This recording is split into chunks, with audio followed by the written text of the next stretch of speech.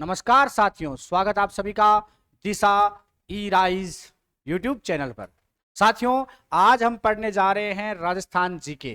और राजस्थान जीके में राजस्थान का इतिहास सबसे पहले हम शुरू करेंगे। तो राजस्थान का इतिहास जो कि एक सबसे महत्वपूर्ण पार्ट है। राजस्थान का इतिहास,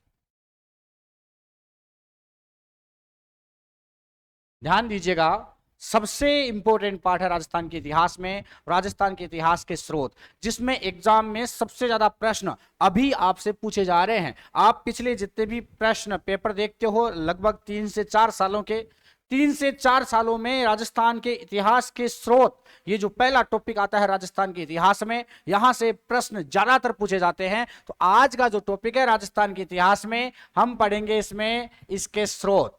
राजस्थान के इतिहास के स्रोत सबसे महत्वपूर्ण पार्ट रहेगा। वैसे साथियों, मैं आपको बताऊं कि इतिहास जो है वो क्या होता है। इतिहास भूतकाल में हुई विशेष घटनाओं का वृतांत होता है। क्या है इतिहास? भूतकाल में हुई विशेष घटनाओं का वृतांत ही इतिहास है। इतिहास उन विशेष घटनाओं के महत्वपूर्ण तथ्यों को सामने रख करके भूतकाल को, ध्यान रखना, भूतकाल को वर्तमान से जोड़ता है। तो अगर सिंपल सी बात है, इतिहास है क्या? भूतकाल को वर्तमान से जोड़ने का एक निमित्त मात्र है। भूतकाल को वर्तमान से जोड़ने का एक निमित्त मात्र क्या है? इतिहास है। हम कुछ ऐसे महत्वपूर्ण तथ्य प्राप्त करने के लिए प्रयास भी करते हैं जो हमें इतिहास को बतलाते हैं। हमें भूतकाल से वर्तमान को अगर जोड़ना है तो हमें ऐसे स्रोत चाहिए होते हैं, ऐसे साधन ढूंढने पड़ते हैं। और इतिहास के जो स्रोत होते हैं वही तो जानने के साधन होते हैं अपने लिए। सिंपल सी बात है। आपने एक इतिहासकार का नाम सुना होगा, एक साहित्यकार का नाम सुना होगा, वुडवर्थ। एक बहुत ही फेमस साहित्यकार, फेमस इतिहासकार रहा है वुडवर्थ, है ना। वैसे मनोवैज्ञानिक भी रहा है वुडवर्थ। इसको हम यूं भी लिखते हैं वर्ड्सवर्थ, ये नाम थोड़ा फेमस रहता है इनका, वर्ड्सवर्थ। इनके बारे में आपने सुना होगा वैसे तो। और अभी एग्जाम में सीधा सीधा प्रश्न भी आया था वर्ड्सवर्थ के बारे में। क्यों आया था? क्योंकि एनसीईआरटी ने वर्ड्सवर्थ को शामिल किया है। तो इनका सीधा सीधा प्रश्न, मैंने एनसीईआरटी की कक्षा 6 से लेकर के 12 तक की जो राजस्थान अध्ययन है वो भी आपको पढ़ा रखी है। सिंपल वे में आप हमारे यूट्यूब चैनल के माध्यम से अथवा एप्लीकेशन के माध्यम से उन पुस्तकों का आप निःशुल्क अध्ययन कर सकते हैं। कुल मिलाकर के मैं साथ साथ यूट्यूब पर फिर से उनको पढ़ाऊंगा एक बार, लेकिन राजस्थान के इतिहास को मैं थोड़ा डिटेल से आज शुरू करने जा रहा हूं। वैसे दोस्तों, अगर आपको ये सेशन पसंद आए, हमें आगे कंटिन्यू बढ़ना चाहिए, जुड़े रहना चाहिए, तो आप मुझे बताएंगे लाइक, सब्सक्राइब, शेयर और कमेंट के माध्यम से कि भाई निश्चित रूप से हम राजस्थान के इतिहास में आगे बढ़े। तो सबसे पहले हम राजस्थान के इतिहास का स्रोत पढ़ने जा रहे हैं, जिसके बारे में वर्ड्सवर्थ क्या कहते हैं। किसी भी स्रोत के बारे में, ऐसे स्रोत जो हमें भूतकाल से वर्तमान को जोड़ने के लिए कारगर साबित हो, उपयोगी सिद्ध हो, उनके लिए वर्ड्सवर्थ क्या कहते हैं। जैसे बहता हुआ झरना, एक रोड़ा व जमीन में दबी हुई चीजें। एक रोड़ा बोल तो पत्थर, समझ रहे हो ना बात को, कि बहता हुआ झरना, एक रोड़ा व जमीन में दबी हुई चीजें प्राचीन मानव की सही जानकारी देती है। वही बहता हुआ झरना, एक रोड़ा वह जमीन में दबी हुई जो चीजें होती है, ये प्राचीन मानव की सही जानकारी देती है, किताबें सही जानकारी नहीं देती है। तो कुल मिलाकर के हमें उसी बहते हुए झरने को ढूंढना है, हमें उसी रोड़े को ढूंढना है। पत्थर को, रोड़ा बोले तो पत्थर, रोड़ा बोले तो पत्थर, हमें इसी रोड़े को ढूंढना है, इसी पत्थर को ढूंढना है। हमें जमीन में वही दबी हुई चीजों को आज बाहर निकालना है जो हमें मानव की सही जानकारी दें। केवल किताबें सही जानकारी नहीं देती है। तो मैं उन इतिहास के तथ्यों को, उन जमीन में दबी हुई चीजों को निश्चित रूप से आपके सामने लेकर आने वाला हूं। तो जुड़े रहिए साथ मेरे। सबसे पहले हम इतिहास के स्रोतों की बात करें। वैसे तो इतिहास के स्रोतों को मात्र 2 भागों में बांटते हैं। इतिहास के स्रोत को हम मात्र 2 भागों में बांटते हैं, लेकिन एक आधुनिक इतिहासकार भी जुड़ रहे हैं हमसे। इसलिए हम इतिहास के स्रोतों को कितने भागों में बांट देते हैं? 3 भागों में। कौन कौन से 3 भाग होते हैं? पुरातात्विक स्रोत, साहित्यिक स्रोत और आधुनिक इतिहासकार या आधुनिक ग्रंथ। यानी कुल मिलाकर अगर हम आगे बढ़े तो आप यूं कह सकते हो कि बताइए इतिहास के स्रोत, राजस्थान में इतिहास के स्रोत कौन कौन से हैं, या राजस्थान के इतिहास के स्रोत कौन कौन से हैं। ये टॉपिक हम पढ़ रहे हैं। तो सबसे पहले इतिहास के जो स्रोत हैं भाई, इन्हें हम कितने भागों में बांट सकते हैं? इतिहास के स्रोतों को हम मूल रूप से 3 भागों में बांट देते हैं अपनी सुविधा के लिए। वैसे तो हम अगर देखें, मानव संसाधन विकास मंत्रालय MHRD जो पहले चलता था, आज का शिक्षा मंत्रालय जिसे हम कहते हैं, उसने मात्र 2 भागों में बांटे हैं। वो 2 भाग भी हम पढ़ेंगे, लेकिन मूल रूप से अगर हम देखें जिनको हम आसानी से पढ़ सकते हैं, हम जिस तरह से पढ़ेंगे कि इतिहास के स्रोतों को 3 भागों में बांटा गया है। सबसे पहला आता है पुरातात्विक स्रोत। सबसे पहला कौन सा आता है भाई? पुरातात्विक स्रोत। फिर आता है साहित्यिक स्रोत।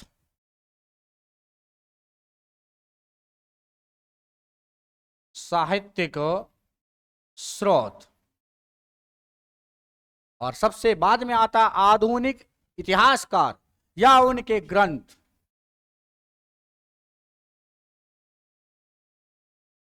आधुनिक इतिहासकार या उनके ग्रंथ। अगर हम देखें तो राजस्थान में इतिहास के स्रोतों को हम कितने भागों में बांटते हैं? 3 भागों में। सबसे पहले अगर पुरातात्विक स्रोतों की बात करें कि बताइए साहब पुरातात्विक स्रोतों में क्या क्या शामिल है, तो ध्यान रखना, जैसे पुरातात्विक स्रोतों में आते हैं अभिलेख। भाई पुरातात्विक स्रोतों में क्या आते हैं? अभिलेख, जिन्हें हम शिलालेख भी कह सकते हैं। अभिलेखों में शिलालेख भी आ सकते हैं भाई, समझ गए बात को? तो हम अभिलेख लिख सकते हैं। इसमें बहुत सारे लेख हैं, शिलालेख हैं, ताम्र लेख हैं, है ना, समझ गए होंगे बात को? ये सब में आ जाते हैं। एक होते हैं सिक्के,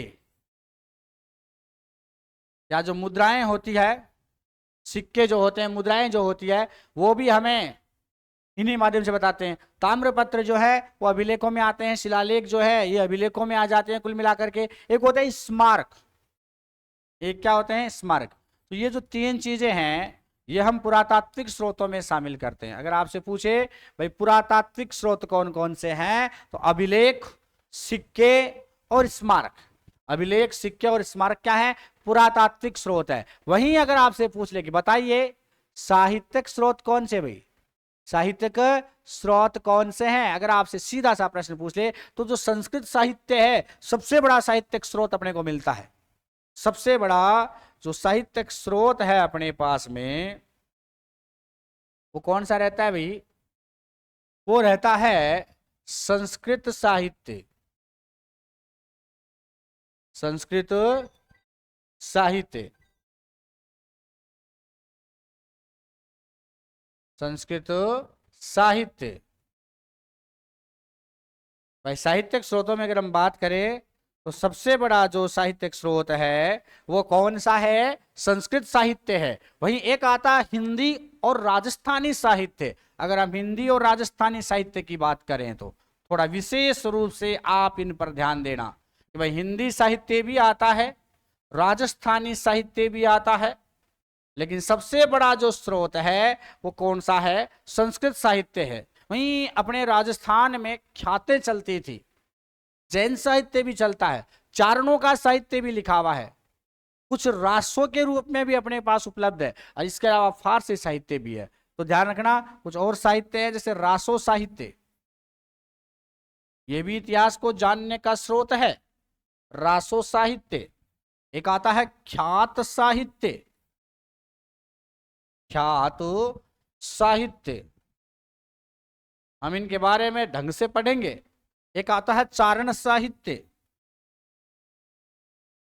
चारण साहित्य। एक आता है जैन साहित्य।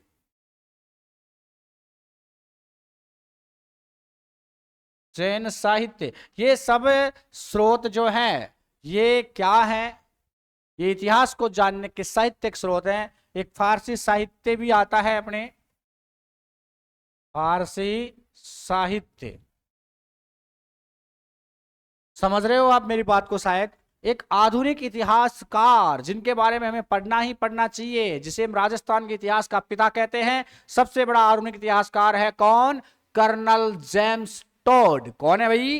Colonel James Tod. इसके अलावा और भी है, मोहनोत नैन्सी, एलपी टेसीटोरी, सूर्यमल मिश्रण इत्यादि इत्यादि। तो हमें कुछ के नाम आपके यहां लिख देता हूं कि आधुनिक इतिहासकार कौन है। ध्यान देना, इन्हें हमें पढ़ना ही पड़ेगा। आधुनिक इतिहासकार। और कुल मिलाकर के आप अगर लास्ट तक सेशन से जुड़े रहते हैं तो मैं आपको विश्वास दिला सकता हूं कि जो टॉपिक हम पढ़ेंगे बेहतरीन तरीके से पढ़ेंगे, काफी डेप्थ में जाकर पढ़ेंगे, लेकिन आपके माइंड में एक माइंड मैप की तरह ये छप जाएगा। जुड़े रहिए, क्योंकि अभी मैं केवल बता रहा हूं, थोड़ी देर बाद मैं आपको ये याद भी करवाऊंगा। तो ध्यान रखना भाई, आधुनिक इतिहासकार कौन कौन से हैं जो अपने साहित्यिक स्रोतों में या इतिहास के स्रोतों को जानने का, या इतिहास को भूतकाल को जानने का, या भूतकाल को वर्तमान से जोड़ने का अथक प्रयास करके गए हमारे लिए, वो कौन कौन से हैं? तो उनमें मान और सम्मान के साथ नाम लिया जाता है कर्नल जेम्स टोड। कौन सा टोड है भाई? एक तो आता है कर्नल जेम्स टोड, एक आता है मोहनोत नैन्सी। इतिहासकारों का नाम याद रखना, फिर इनके परिचय में हमें बहुत मजा आने वाला है। एक कौन है भाई? मोहनोत नैन्सी। एक आता है एलपी टेसीटोरी, एलपी टेसीटोरी। ये बार बार बदल जाता है, कोई ना। एलपी टेसीटोरी आता है। कौन आता है? एलपी टेसीटोरी। एक भाई साहब अपने आता है सूर्यमल मिश्रण, सूर्यमल मिश्रण।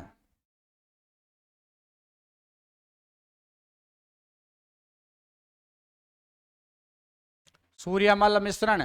मैं एक प्रश्न पूछता हूं, आप मुझे कमेंट बॉक्स में उत्तर दीजिए। इला न देणी आपनी हालरियो हुलराय, पूत सिखावे पालने मरण बड़ाई माय। ये पंक्ति कौन से कवि द्वारा विरचित है, लिखित है, उल्लेखित है? जरूर मुझे कमेंट बॉक्स में उत्तर दें। तब तक मैं आगे बढ़ जाता हूं। आपने सुना होगा एक इतिहासकार जिसने अपने को हिला कर रख दिया, क्योंकि कंपटीशन में सबसे ज्यादा प्रश्न उसी से पूछे जाते हैं। वो कौन है? गौरी शंकर हीराचंद ओझा। सुना होगा आपने नाम। एक बेहतरीन इतिहासकार गौरी शंकर हीराचंद ओझा।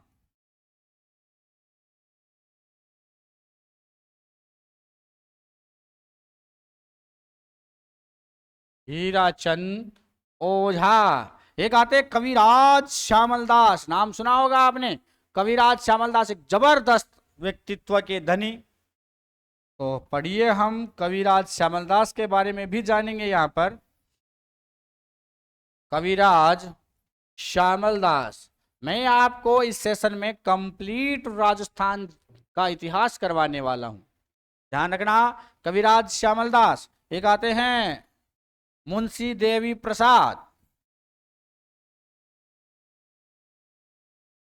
मुंशी देवी प्रसाद। आपने देवी प्रसाद का नाम सुनने के बाद आपको कुछ कुछ याद आ रहा होगा शायद। मुंशी का नाम सुनकर आपको कहीं मुंशी प्रेमचंद तो याद नहीं आ रहा है? क्योंकि एक मुंशी प्रेमचंद भी रहे हैं, कहीं आपको वो तो याद नहीं आ रहे हैं भाई? ऐसा तो नहीं है ना? या देवी प्रसाद का नाम सुनकर आपको कुछ याद आ रहा है? कई बार कोई दानवीर कर्ण याद आ जाता है, कुछ ऐसे शब्द आपको याद आ जाते हैं। अगर आ जाते हैं तो कमेंट बॉक्स में लिख दें, क्या थे मुंशी देवी प्रसाद, क्या फेमस था इनका कहा हुआ कथन? जल्दी बताइए, तब तक मैं आगे बढ़ जाता हूं। आपने पढ़ा होगा जगदीश सिंह गहलोत, जिनके बारे में अभी हाल ही में चर्चाएं चली थी, क्योंकि एग्जाम में जो प्रश्न पूछे गए वो सीधे सीधे जगदीश सिंह गहलोत के इतिहास की पुस्तकों से पूछे गए थे। तो इतिहास को जानने का एक व्यक्ति और अपने पास है, वो है जगदीश सिंह गहलोत।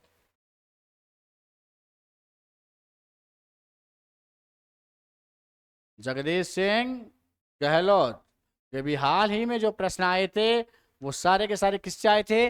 जगदीश सिंह गहलोत से आए थे। बाकी आप दशरथ शर्मा को हर कोई जानता है, दशरथ शर्मा,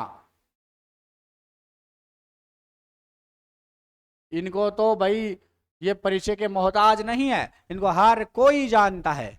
इसके अलावा पंडित झाबरमल शर्मा, इनका भी इतिहास हमें पढ़ना है। पंडित झाबरमल शर्मा का इतिहास भी हमें क्या करना है? पढ़ना है। और भी हैं जैसे पंडित विश्वेश्वर नाथ रेऊ, पंडित विश्वेश्वर नाथ रेऊ, इनका भी इतिहास हमें पढ़ना है।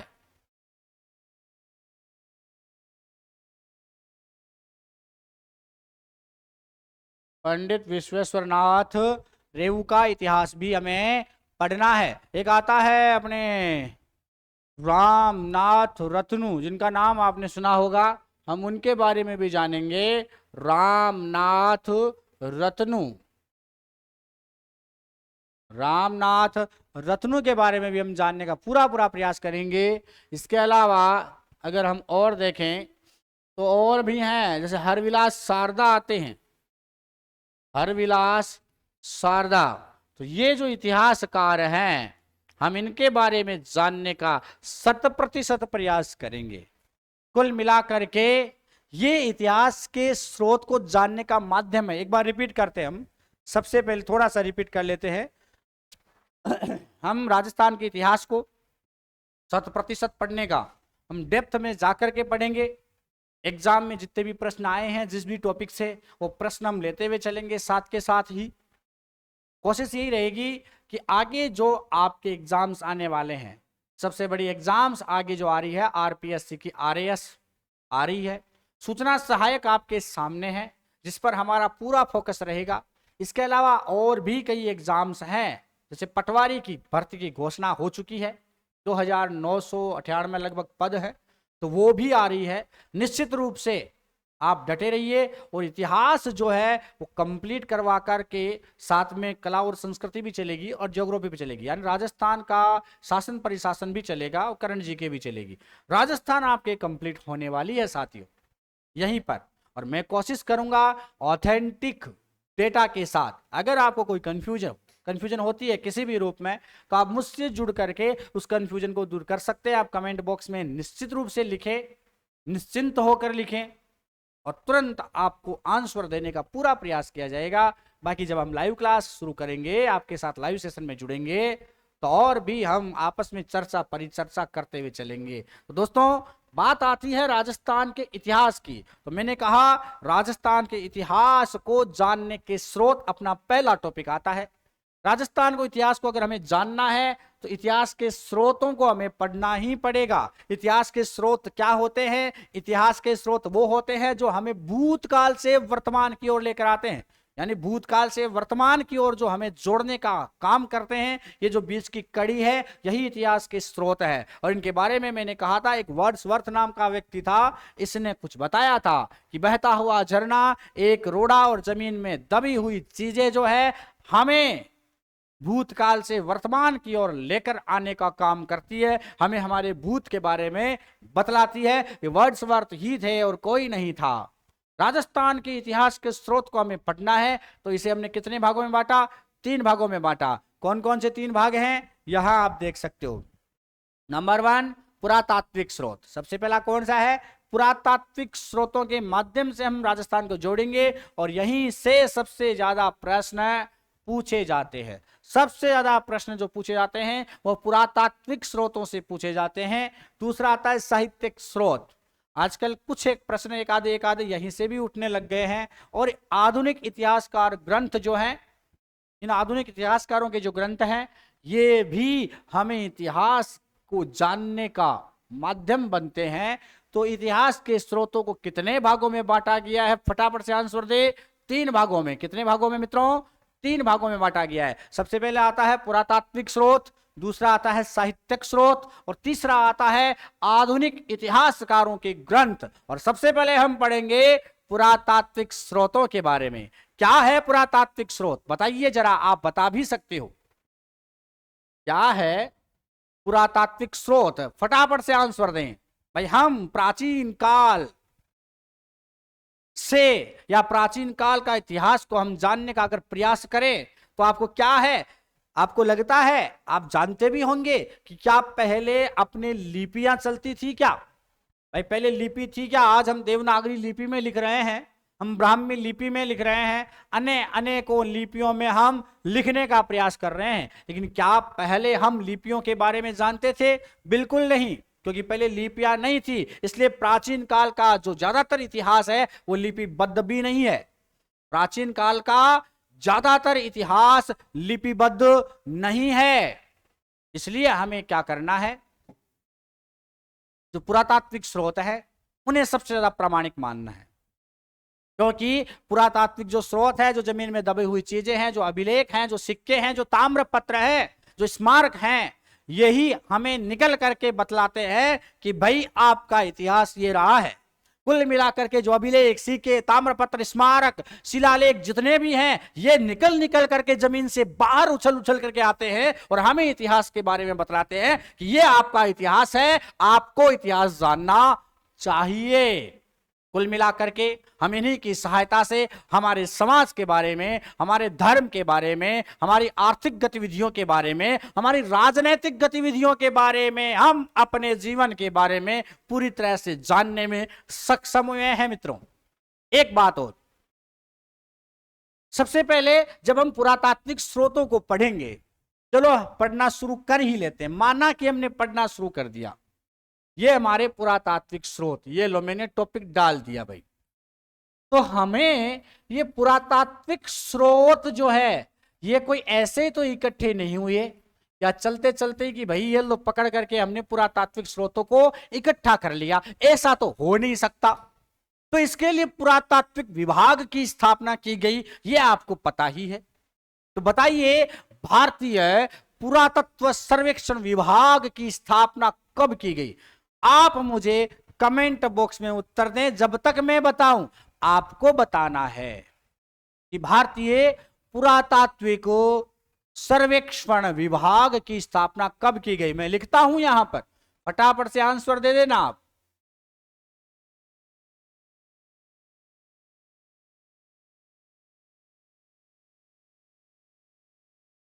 दे दिया होगा आपने। भारतीय पुरातात्विक सर्वेक्षण विभाग। भाई प्रश्न सीधा है, सरल है कि भारतीय पुरातात्विक सर्वेक्षण विभाग की स्थापना कब की गई? तो ध्यान रखना, आजादी से बहुत साल पहले एक बंदा आया था, अलेक्जेंडर कनिंघम। नाम सुना होगा आपने अलेक्जेंडर कनिंघम का। उसके द्वारा सन 1861 में, सन 1861 में, सन 1861 में किसके द्वारा भारतीय पुरातात्विक सर्वेक्षण विभाग की स्थापना की गई? अलेक्जेंडर कनिंघम के द्वारा।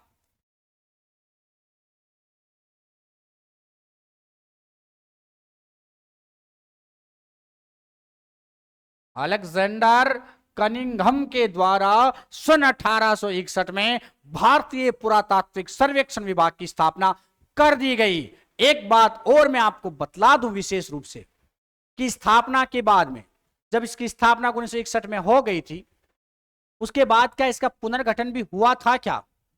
आपको याद होगा, एक बंदा आया था, फटाफट से कमेंट बॉक्स में लिखें, तब तक खोपड़े में आएगा। जॉन मार्शल, आपको नाम याद होगा कि जॉन मार्शल आया था। सन 1902 की बात है। कब की बात है? 1902 की बात है। 1902 में ज्योग्राफी में भी एक घटना घटी थी, आपको याद होगा। हम 1902 की बात करें, ज्योग्राफी में भी एक घटना घटी थी। क्या हमारे यहां पर कोई विद्युत परियोजना, कोई बहुउद्देशीय परियोजना, कोई नदी घाटी परियोजना क्या 1902 में शुरू हुई थी क्या? कोई शंकर के भगवान के नाम पर कर्नाटक में कुछ भी ऐसा हुआ था क्या?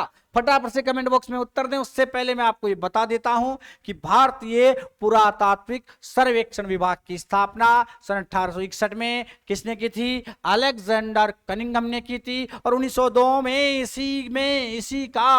इसी का सन 1902 में क्या कर दिया गया था? पुनर्गठन कर दिया गया था। किसके द्वारा? सर जॉन मार्शल के द्वारा। मैं कह रहा हूं बहुत डेप्थ में जाकर हम पढ़ेंगे, एक भी प्रश्न छूट जाए ऐसा मैं होने नहीं दूंगा, और एक भी प्रश्न आप छोड़कर आ जाओ या गलत करके आ जाओ ऐसा आप होने नहीं दोगे। तो करो धड़ाधड़ शेयर और पढ़ते हैं हम आगे। तो सर जॉन मार्शल ये बंदा था जिसने निश्चित रूप से सन 1902 में भारतीय पुरातात्विक सर्वेक्षण विभाग का पुनर्गठन किया था। क्या किया था? पुनर्गठन किया था। ये तो थी भारत की बात। नाम क्या है? भारतीय पुरातात्विक सर्वेक्षण विभाग। क्या ऐसा ही राजस्थान में भी क्या पुरातात्विक सर्वेक्षण कार्य शुरू हुआ था क्या? क्या राजस्थान में पुरातात्विक सर्वेक्षण का काम शुरू हुआ था क्या? हुआ था तो किसके नेतृत्व में हुआ था और कब हुआ था यह भी बताइए।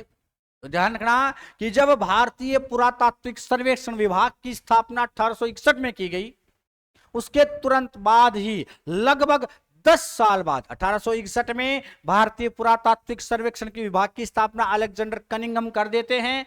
और उसके 10 साल बाद यानी 1871 में, कब की बात है? 1871 की बात है। कब की बात है मित्रों? 1871 की बात है। एक आए थे सर कार्लाइल, नाम सुना होगा आपने, एसीएल कार्लाइल। तो वो कार्लाइल जो थे उनके नेतृत्व में, यानी सीधा सा एग्जाम में प्रश्न कवर हो रहा आपके कि किसके नेतृत्व में राजस्थान में पुरातात्विक सर्वेक्षण का कार्य आरंभ हुआ। तो ध्यान रखना कार्लाइल के नेतृत्व में राजस्थान में, कहां पर? राजस्थान में। राजस्थान मारो राजस्थान। तो राजस्थान में पुरातात्विक सर्वेक्षण का काम शुरू हो गया था। कौन से सर्वेक्षण का? पुरातात्विक सर्वेक्षण का काम शुरू हो गया था। किसके नेतृत्व में? कार्लाइल के नेतृत्व में। मैं एक बार रिपीट कर रहा हूं कि हम राजस्थान के इतिहास को जानने के जो स्रोत हैं उनके बारे में पढ़ने जा रहे हैं, और उनको हमने 3 भागों में बांटा: पुरातात्विक स्रोत, साहित्यिक स्रोत और आधुनिक इतिहासकारों के ग्रंथ वाले स्रोत। सबसे पहले हम पढ़ने जा रहे हैं पुरातात्विक स्रोत। और पुरातात्विक स्रोत क्या होते हैं, पुरातात्विक स्रोत की कैसे स्थापना होती, कैसे पुरातात्विक स्रोत हमें बाहर निकल करके आकर के बताते हैं कि भाई आपका इतिहास ये है। कैसे वो जमीन से कुकुरमुत्ते की तरह बाहर आ जाते हैं कि आप अपने इतिहास को जानो, इतिहास को पहचानो, इतिहास को समझो और फिर आगे बढ़ो। उन्हीं पुरातात्विक स्रोतों के बारे में हम पढ़ रहे हैं, क्योंकि प्राचीन भारत में हमें पता है लिपिबद्ध काम नहीं होता था। लिपि की जानकारी उस समय लोगों को नहीं थी। उस समय से हमारा इतिहास बनता आ रहा है, उस समय से हम कुछ न कुछ करते आ रहे हैं, क्योंकि हम लोग हैं ही ऐसे, हम भारतीय ऐसे हैं कि हमसे निठल्ला नहीं बैठा जाता। कर्मण्येवाधिकारस्ते मा फलेषु कदाचन, हमें कुछ ना कुछ करना ही पड़ता है और हम कुछ ना कुछ करते आए हैं। तो हमने क्या किया, हमारे इतिहास को बताने के लिए, लिपि नहीं है तो क्या हुआ, हम कुछ ऐसी चीजें छोड़ गए, जमीन में कुछ चीजें दब गई, कुछ पत्थर जमीन में दबे, कुछ चीजें जमीन में दबी। इसके अलावा कुछ बहती हुई नदियों ने, बहते हुए झरनों ने, आकाश के मेघ गर्जना ने हमें हमारे इतिहास के बारे में बताया। और इस सब इतिहास के स्रोतों को इकट्ठा करने के लिए सन 1861 में भारतीय पुरातात्विक सर्वेक्षण विभाग की स्थापना कर दी गई अलेक्जेंडर कनिंघम के द्वारा। और इसी का पुनर्गठन सन 1902 में जॉन मार्शल द्वारा किया गया। किसका? भारतीय पुरातात्विक सर्वेक्षण विभाग का पुनर्गठन कब किया गया? 1902 में सर जॉन मार्शल द्वारा किया गया। राजस्थान में पुरातात्विक स्रोतों पर सर्वेक्षण कार्य, राजस्थान में जो सर्वेक्षण कार्य होता है वो किसके नेतृत्व में किया गया? 1871 में, यानी इस विभाग की स्थापना के 10 साल बाद कार्लाइल के नेतृत्व में यहां पर सर्वेक्षण का काम शुरू हुआ, सर्वेक्षण कार्य शुरू कर दिया गया और लगातार कंटिन्यू जैसा काम होते होते एक बड़े स्तर पर, एक विस्तृत स्तर पर, एक महान स्तर पर, ध्यान रखना, एक बहुत ही व्यापक स्तर पर हमने उत्खनन भी करना शुरू कर दिया। उत्खनन किया तो हमें हमारे इंस्क्रिप्शन मिले, हमारे अभिलेख मिले, तो हम जानते हैं उन अभिलेखों के बारे में। तो शुरू करते हैं अभिलेख। यहां तक मामला आपके समझ में आ गया होगा। इसकी पीडीएफ फाइल जो है वो आपको हमारे टेलीग्राम चैनल दिशा ई राइज पर निःशुल्क उपलब्ध हो जाएगी, क्योंकि हमारी क्लासेस वैसे भी निःशुल्क है। आप आनंद के साथ पढ़िए।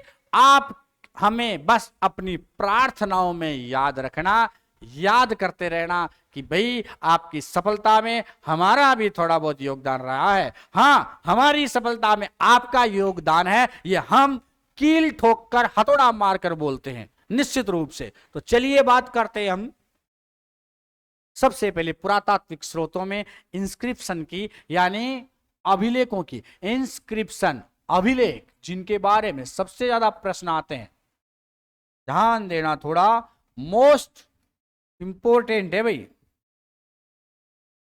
ये हो क्या रहा है इसको?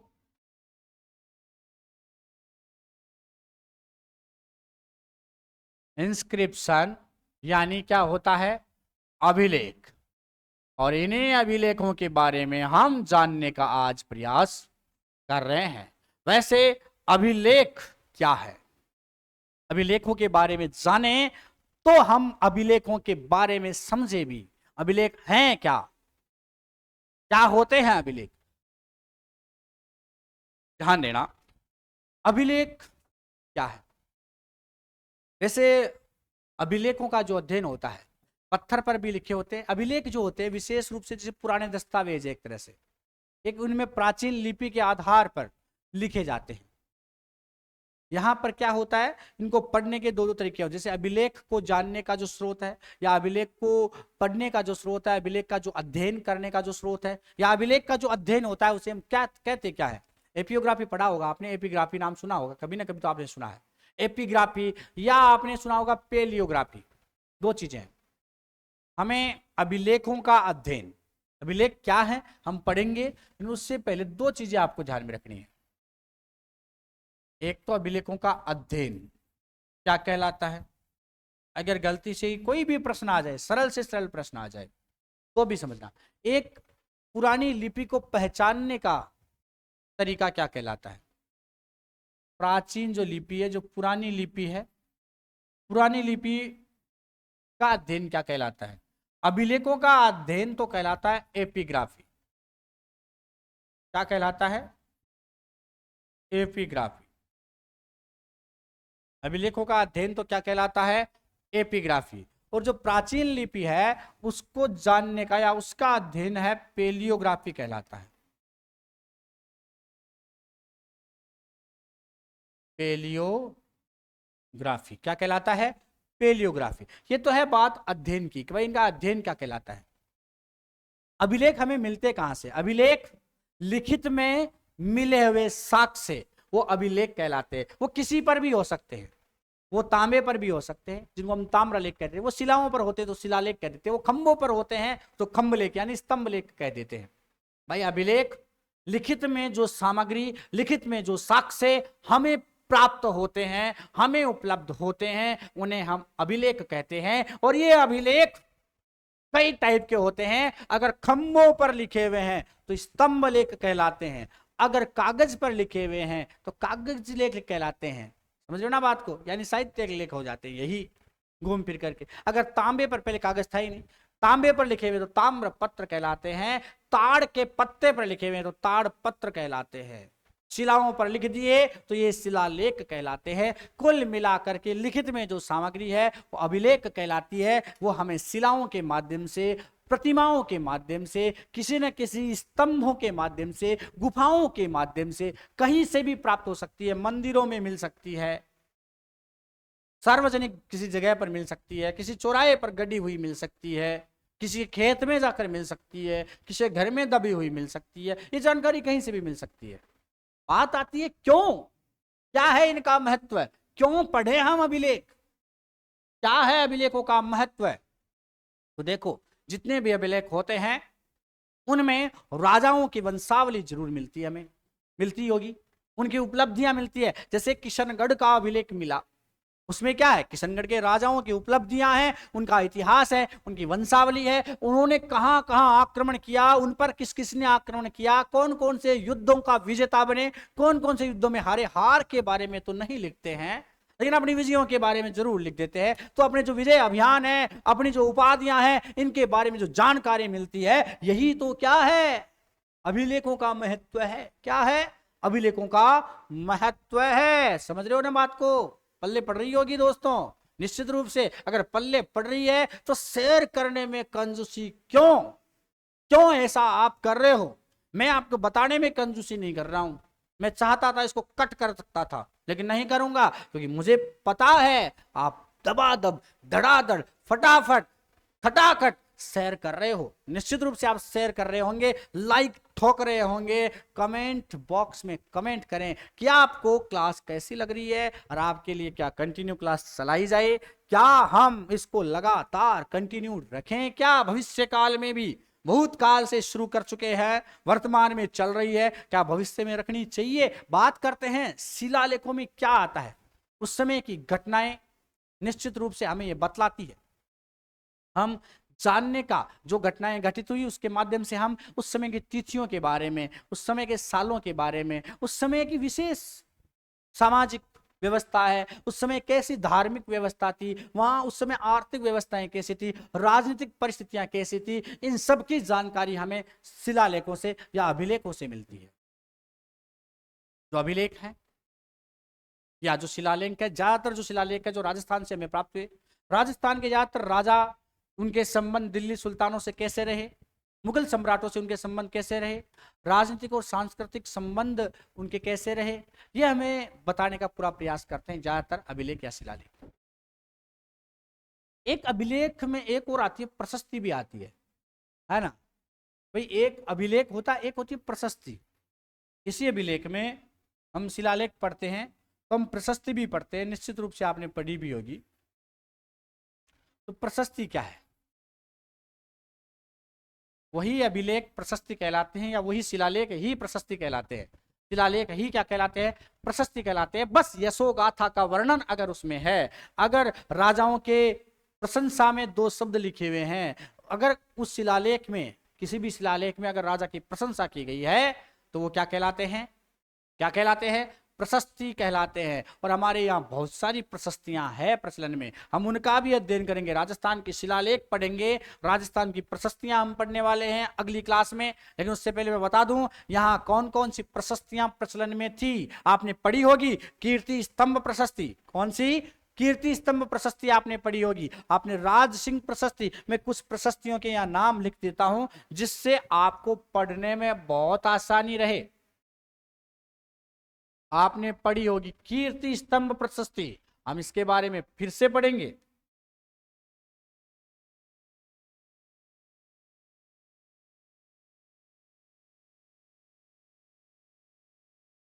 आपने पढ़ी होगी राज सिंह प्रशस्ति या राज प्रशस्ति। ये राज प्रशस्ति अपने राजसमंद झील आपने नाम सुना होगा, वहां पर मिली थी राज प्रशस्ति। बहुत कुछ इसमें है, एक आती है जगन्नाथ प्रशस्ति है ना। तो कई तरह की प्रशस्तियां हैं, हम उन सब के बारे में जानेंगे। वैसे जितनी भी प्रशस्तियां हैं या पुराने जो शिलालेख हैं, उन सब की भाषा ज्यादातर क्या रही है, संस्कृत रही है, क्योंकि पहले संस्कृत भाषाएं प्रचलन में थी। बाद में धीरे धीरे कुछ चेंजेस होता गया, संस्कृत के बाद कुछ राजस्थानी शब्द भी हमें देखने को मिले, और फिर फारसी भाषा में, क्योंकि मुगल आक्रमण हो चुका था तो फारसी भाषा में यह अभिलेख मिले हैं हमें।